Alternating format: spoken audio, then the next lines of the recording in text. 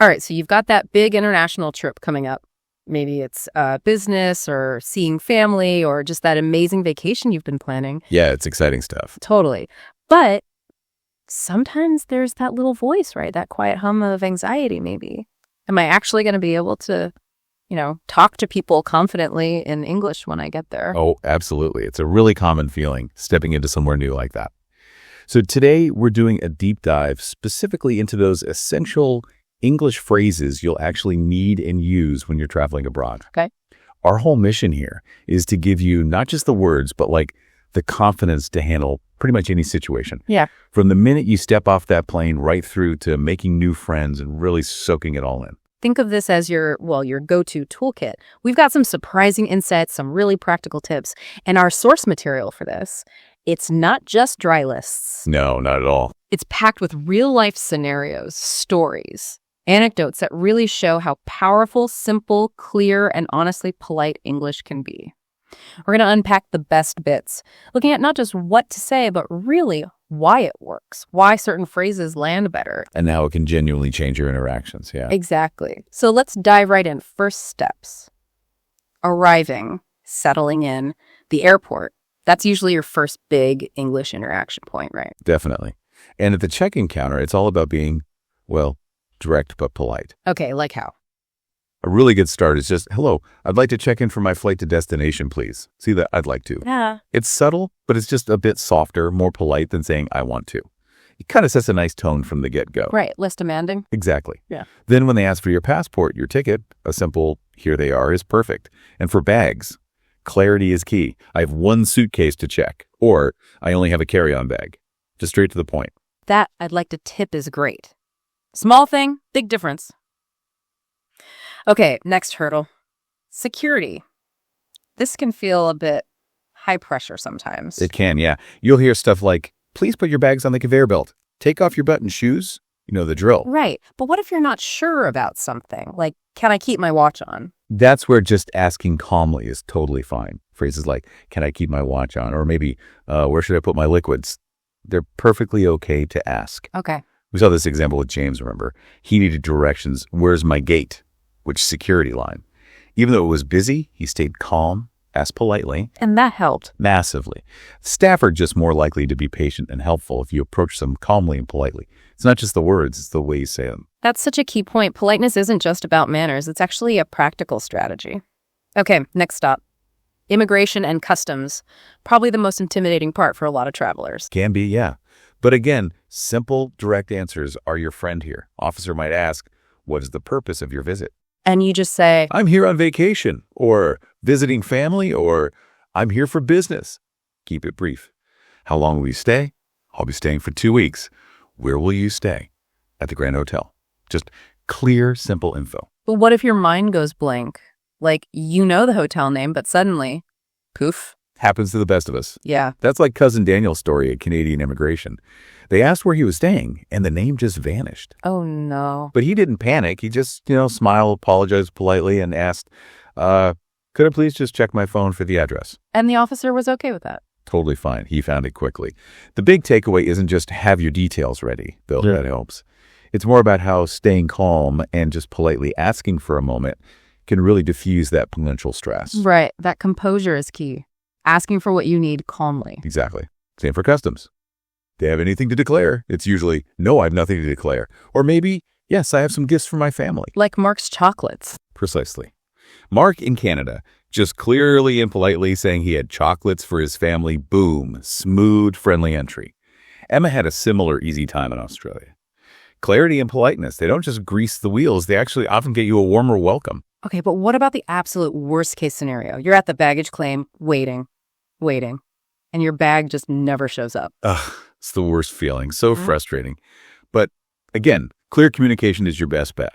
You find the baggage office and say, excuse me, my luggage seems to be missing. Can you help me? Or my bag didn't arrive with the flight. And have details ready. Absolutely critical. Yeah. Your flight number, it was BA123 and a good description of the bag. It's a black suitcase, medium size with a red tag, or blue, hard shell, has a sticker on it. Think specifics. Paul and Robert both got their lost bags back in Germany the next day, largely because they stayed calm and gave the staff really clear, detailed descriptions. Precision helps, even when you're stressed. Okay, so you've survived the airport. Now, heading to the hotel, check-in time. How do you start that off smoothly? Nice and easy. Hello, I have a reservation under the name of your name. Just state it clearly. When I ask for your passport, here it is, maybe with a little smile. Simple enough. They'll likely ask, how many nights will you be staying? So, 3 nights or 2 nights. Just a clear answer. And definitely don't feel shy about mentioning preferences if you have them. A double bed, please? Or could I possibly get a quiet room? Or a room with a city view, if possible. I think sometimes people feel a bit awkward asking about things like Wi-Fi or breakfast. Is that okay? Oh, totally okay. It's expected, really. Questions like, is breakfast included in the price? Or is there free Wi-Fi in the rooms? Or even, what time does the gym open? These are normal things to ask. Shows you're paying attention. Right. Amina's story in Malaysia really stuck with me. After a super long flight, she just used simple, polite English, a friendly tone, and the receptionist was so warm and welcoming it made her feel instantly better. And Linda, in Canada, asking clear questions about her 2-night stay, it just makes the whole process smoother for everyone. Makes sense. And checkout. Pretty much the same idea. Pretty much, yeah. Good morning. I'd like to check out, please. If they ask how your stay was, did you enjoy your stay? A simple, yes, thank you, everything was great, is nice. Or, yes, your staff were very kind. That's always lovely to hear. Good point. Be ready to confirm any extras if they ask minibar, restaurant charges. Then, could you get the bill, please? Michael's checkout in Australia, where he praised the staff, just shows how ending on a positive note is good for everyone. Okay, so you're checked in, settled, time to explore. And that almost always means getting lost and needing directions. Yeah, it's practically guaranteed, isn't it? But asking is easy. Start politely. Excuse me, can you help me? Then be specific. I'm looking to the nearest mosque or bank or bus stop, or maybe, can you tell me how to get to the main market or the city center or the museum? And listen for those keywords in the answer. Exactly. Simple stuff like go straight, turn left, turn right. It's next to the, Mr. Khalid looking for a halal restaurant in Istanbul is such a lovely example. He asked the shopkeeper politely, got simple directions, and it led him not just to food, but this really special experience, all from asking. And if you don't quite understand the directions, it's okay to ask again. Oh, absolutely. Don't just nod and walk away confused. Sorry, could you please repeat that? Or is it near a big building? Or something to clarify. The goal is understanding. And remember asking inside buildings too. Excuse me, where's the restroom? Or how do I get to customer service?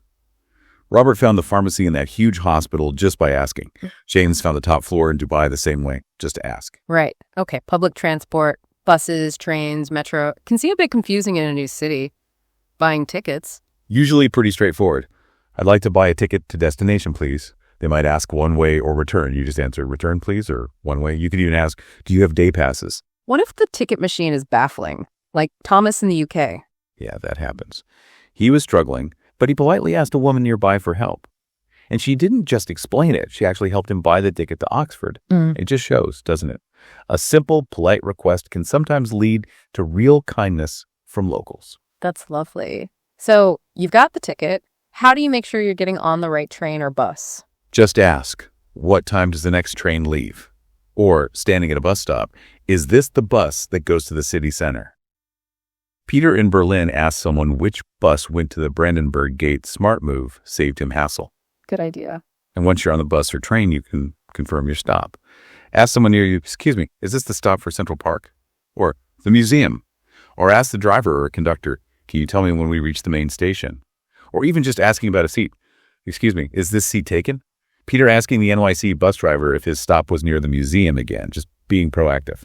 Taxis and ride-sharing apps, often the easy option. How do you book one clearly? Simple phone call or in person. Hello, I'd like to book a taxi for 6 p.m. Or, I need a taxi to the airport, please. Pretty direct. And confirming the fare. Good idea. Always a good idea, especially with taxis, to avoid surprises. How much is the fare to the airport, approximately? Or, how much will it cost to get to Landmark? During the ride, give clear destinations. Please take me to the city center or the Metropolitan Museum of Art. The driver might even ask you for preferences like highway or city road. Michael and his wife talked that through with their NYC driver. Made the trip less stressful. And if it's an Uber or Lyft you ordered? Just confirm with the driver when they pull up, "Hi, is this the Uber I requested for your name?" Simple check. And don't feel bad asking, "Could you help me with my bags, please?" if you need it. Right. Then at the end, a clear thank you, maybe keep the change if appropriate, or just hand over the fare. Linda's experience in New York, feeling safe enough to ask her taxi drivers questions, it really shows that being polite doesn't mean you can't also be assertive about your safety and comfort. Good point. Okay, renting a car, that gives you so much freedom. What are the key phrases for that? Starts simply. "Hello, I'd like to rent a car for, say, 3 days or 5 days, please. Yeah. Have your driving license ready. Then specify what you need. We'd like a small car, please. Or an automatic, if possible." Sarah and Jonathan, renting in Spain, knew they wanted a small car for exploring towns, so they stated that clearly up front. Got them the right vehicle, saved time. Beyond just the type of car, what are those really critical questions you absolutely must ask before driving away? Okay, this is super important. Before you even turn the key, ask, is the fuel tank full? Is insurance included in this price? How much is a security deposit? Crucial stuff. Definitely. And also, can you briefly explain the main traffic rules here, or are there any special road signs I really need to know about? Don't assume rules are the same everywhere. Good advice. Thomas, renting in Italy, made sure to ask all these, including about the fuel. Being thorough like that just prevents nasty surprises or fines later. And hey, if you're unsure about the car itself, can you quickly show me how to use the headlights or the windshield wipers? It's much better than fumbling for them in the rain. Absolutely. And if you get lost while driving, Don't be afraid to pull over safely and ask someone, "Excuse me, can you tell me how to get to the city center from here? Or is this the correct road for the airport?" People are usually willing to help. okay, let's switch gears a bit. Daily life stuff. Because travel isn't just transport and hotels, it's eating, shopping, handling little errands. Dining out is usually a big highlight, right? Oh, absolutely. One of the best parts. Getting a table is easy. "A table for 2, please?" Or however many. "Once you're settled, can I see the menu, please?" Or, if you want a suggestion, "What do you recommend?" Or, "What's the special today?" And asking about specific dishes. Maybe you're unsure about ingredients. Definitely ask, "Is this dish spicy?" Or, "Is the chicken fresh?" Michael asked that in Greece, just to be sure. Or, "Is this dish vegetarian?" Very useful questions. That family from Egypt and London asked about spiciness before ordering. Smart move prevents ordering something you won't enjoy. And dietary needs are obviously crucial. Allergies, restrictions. Yeah, you need to be crystal clear here. No room for ambiguity. "I am allergic to nuts. Does this dish contain any nuts?" Be direct. Or, "I don't eat meat. Do you have vegetarian options?" Laura, the vegetarian traveling in Europe, was really good at asking this clearly everywhere she went, and she ate really well because of it. It's about being proactive. Makes sense. Drinks. Simple enough. "Yes, I'd like a bottle of water, please," or a glass of water, or fresh fruit juice, or "Can I get a green tea with lemon?" Whatever you fancy. And special requests are usually fine too, within reason. "Could I have the salad with no onions, please?" Or maybe, "Is the bread fresh today?" Sophie ordering her cappuccino in London, specifying "for here" or "to go." That's a common quick interaction. Right. Then, the end of the meal, getting the bill. "Could we get the bill, please?" is the standard polite way. And if the food was good, say so. "That was delicious, thank you." Or, "The food was very good." Elizabeth and James in France, even with limited English, used simple phrases and polite gestures and had a great dining experience. It shows respect goes a long way. And paying. "Can I pay by card?" is a common question. Or just hand over cash and say thank you, or "Here you go. Keep the change if you wish." Okay, shopping time. Souvenirs, essentials. How do you handle just general shopping interactions? The absolute basic is, "How much is this?" Or "How much does this cost?" You need to know the price. And sometimes, especially in markets, a bit of politeness can work wonders. Remember Fatima in Istanbul? With the scarf. Yeah. She was friendly, polite, and asked, "Is it possible to get a small discount?" She got one. It doesn't always work, but politeness never hurts. And just always using "excuse me, please," and "thank you." It shows respect. It really does. And asking about quality. Good idea, especially for crafts. "Is this handmade?" Or "Where was this made?" Olivia, buying that basket in Kenya, learned more about it just by asking. You can start a nice little conversation. What about specifically in clothing stores? Start with what you're looking for. "I'm looking for a shirt," or "I'd like to buy a pair of shoes." Then, "Can I try this on?" That's essential. And if it doesn't fit or you want a different color? "Do you have this in a larger size?" Or a smaller size? Or "Is this available in blue?" Richard found his shirt in Dubai easily using just these simple, direct phrases. When you're ready to buy, okay, I'd like to buy this one, please. Local markets, especially food markets, can feel a bit different, maybe more bargaining. Sometimes. Depends on the culture. But basic price asking is the same. How much is this bag of apples? Or, point and ask, how much for these bananas? Henry buying oranges in Morocco, Jacob getting bananas in Turkey. Keep it simple. You might also ask, are these dates fresh? Or sometimes, depending on the place, can I taste one before I buy? And don't forget, do you have a bag? Right. And bigger grocery stores, supermarkets. If you can't find something, just ask an employee, excuse me, where can I find the bread or the milk? For loose items, you might need to ask, how much is 1 kilogram of bananas? At the checkout, can I pay by card? Or do you take cash? And the bag question again, do you want a bag? Yes, please. Or, no thank you, I have my own. Makes sense. Okay, other essential services. Maybe you need to mail something home. Post office. Yeah, pretty straightforward usually. Hello, I'd like to send this letter to the United States. Or, I want to send this postcard to country. Ask about the cost and speed. How much does it cost to send a small box to India? Or, England. And they might offer options. Standard or express delivery. Like George sending that gift express. Exactly, and Emma sending hers quickly from Italy to Canada. Clear communication, just make sure it gets there properly, which is obviously important when you're sending things internationally. And ATMs for getting cash? Might feel weird asking for help with that. It might. But if the machine is confusing or you're unsure about your card, it's better to ask than make a mistake. Excuse me, could you possibly help me use this ATM? Or, do you know if this machine accepts international cards? Andrew asked a shop owner in Germany for help, and it was fine. People are often willing to lend a hand if you ask politely. Okay, let's shift to a really important topic. Health and safety while traveling. Hopefully you won't need this much, but it's crucial to be prepared.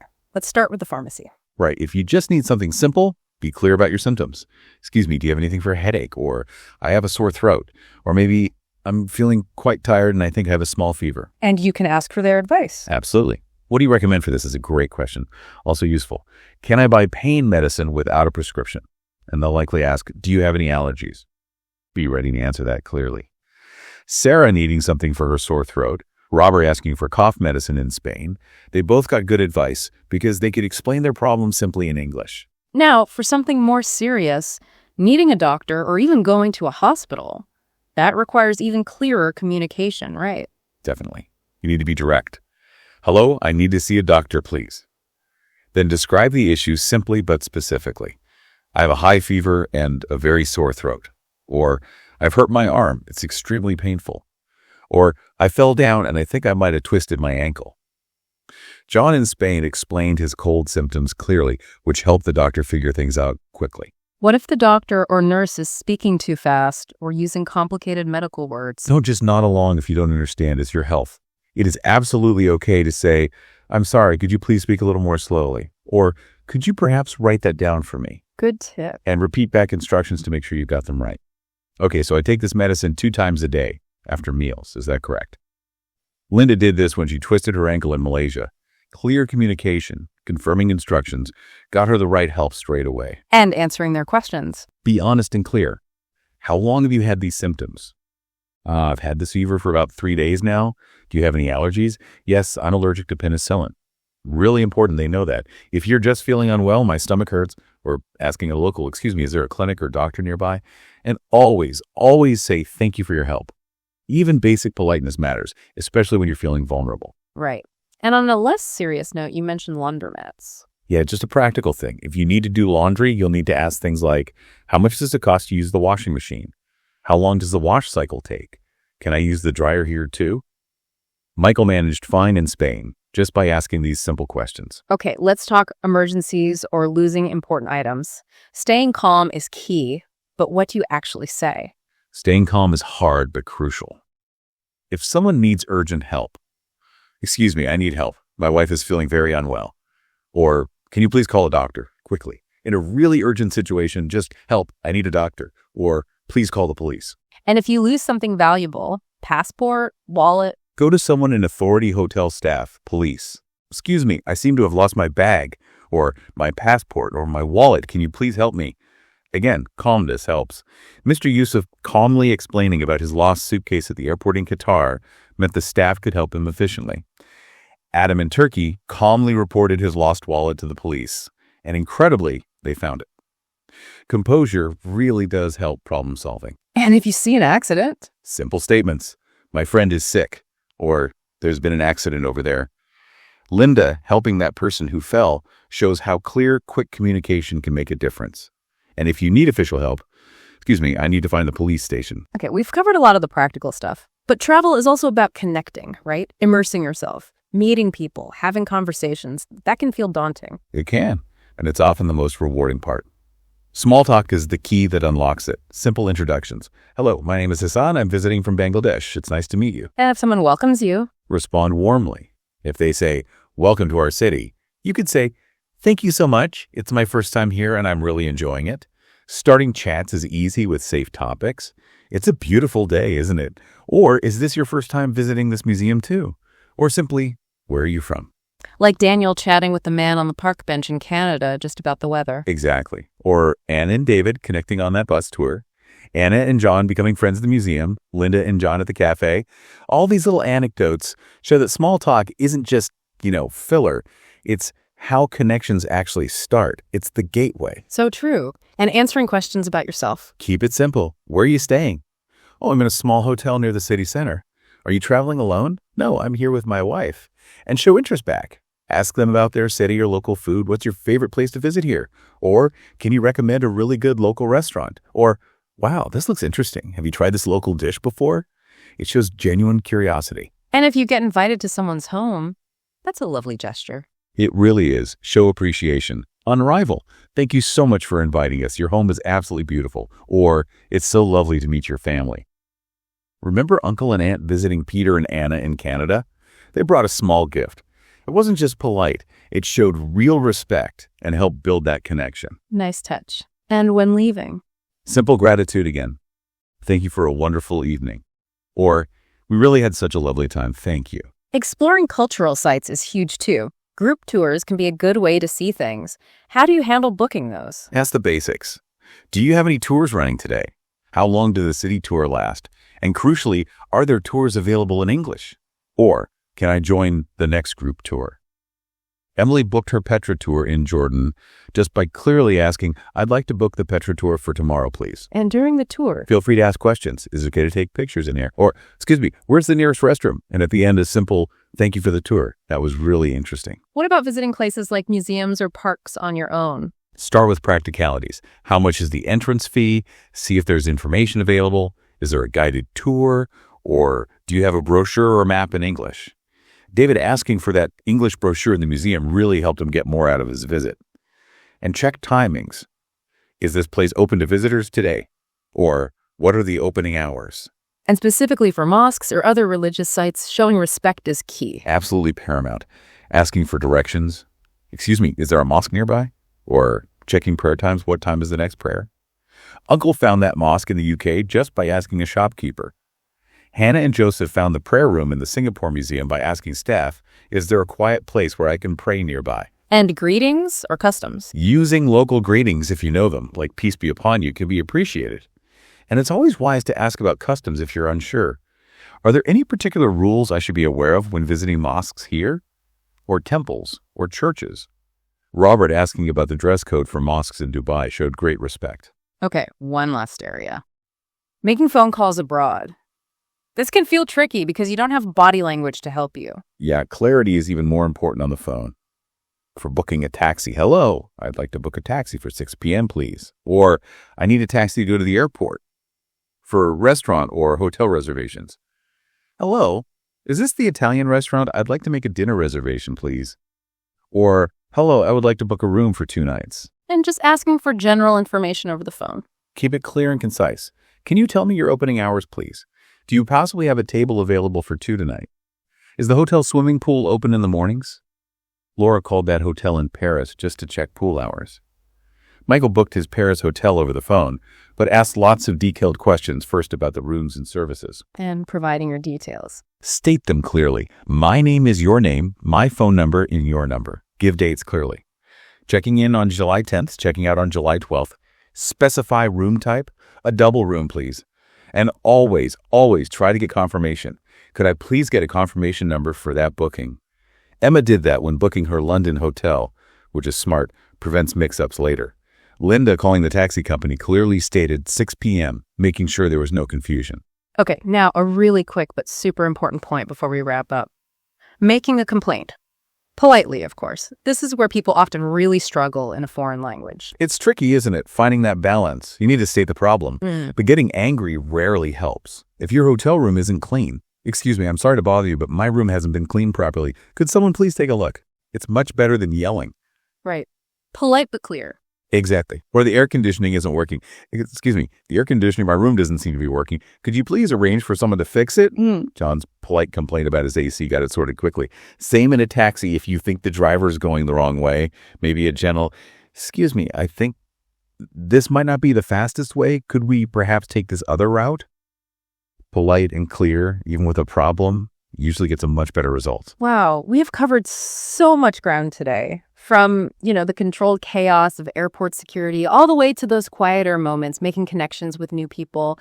And the thread running through everything, the real insight, seems to be the incredible power of just clear, polite, and calm English communication. It really is. It's honestly not about having perfect grammar or sounding like a native speaker. Not at all. It's about the confidence to try and the connection that comes from clear, respectful interaction. We heard in so many of those stories, simple phrases, maybe a smile, a respectful tone. They literally open doors, they solve problems, and they help create those amazing, unforgettable travel memories. So this deep dive, it wasn't just about memorizing phrases. It was really about empowering you listening to truly experience your travels, not just be a passive observer. So the big takeaway then. What does this all mean for you when you head off on your next trip?